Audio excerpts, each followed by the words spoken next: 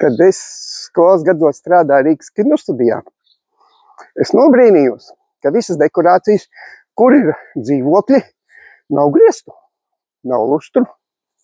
Kā filmā viņi to dabū, izrādās.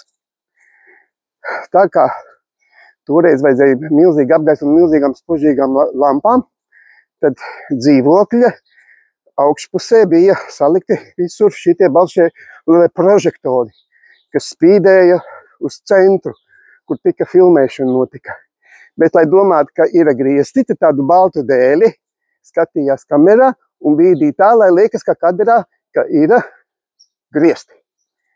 Tā kā kino ir viena liela šmaukšanās, izņemot mans kino.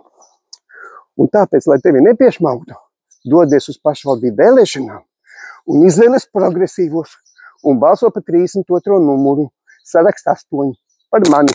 Paldies! Un viss būs labi!